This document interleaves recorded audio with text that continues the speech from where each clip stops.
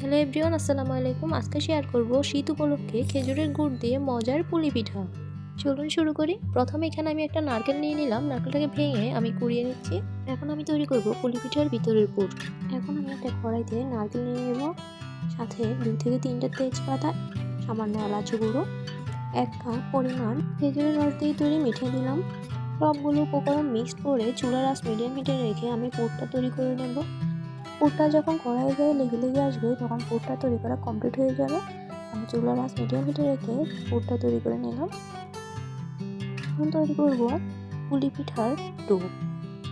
এখানে আমি প্রায় 2 থেকে 3 কাপ পানি দিয়ে দিলাম, সামান্য লবণ দিলাম, আর এখানে আমি ডোটা তৈরি করার জন্য নিয়ে নেব 2 কাপ চালের গুঁড়ো, 1 কাপ ময়দা।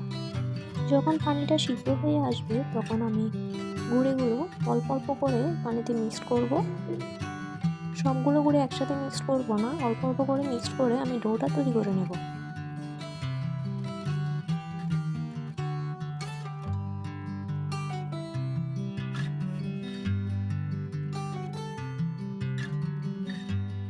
আমার ডোটা তৈরি করা কমপ্লিট। এখন আমি একটা ট্রেতে ডোগুলোকে নিয়ে ভালো করে হাত দিয়ে মথে পারফেক্ট একটা ডো তৈরি করে নেব পিঠার জন্য।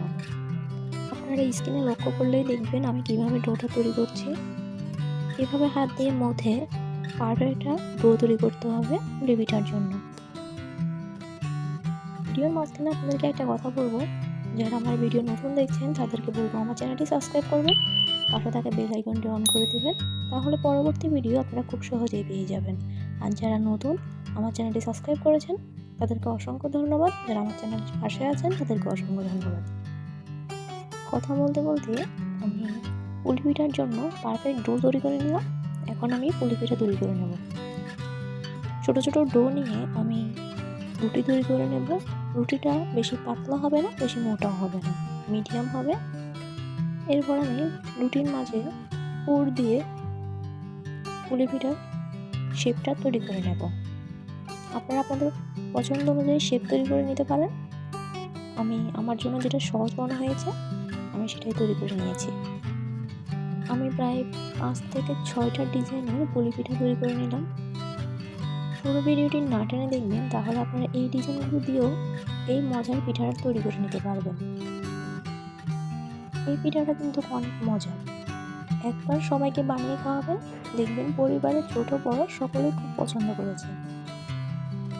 আপনাদের সুবিধার্থে আমি অনেকগুলো ডিজাইন দেখিয়ে দিচ্ছি। আপনারা চাইলে এই ডিজাইনগুলো দিয়েও পুলি পিঠাগুলো তৈরি করে নিতে পারেন।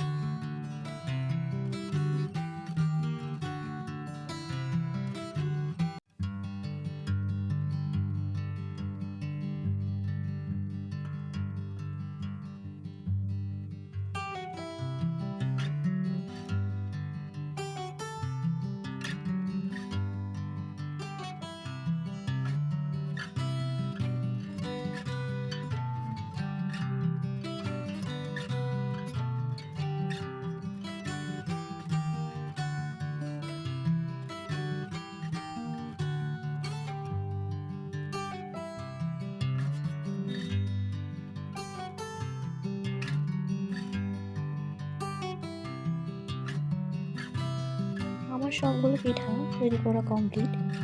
এখন আমি পিঠাগুলোকে ভাপে দেব। এই পিঠাগুলো ভাপে দিয়ে খেতে অনেক মজা।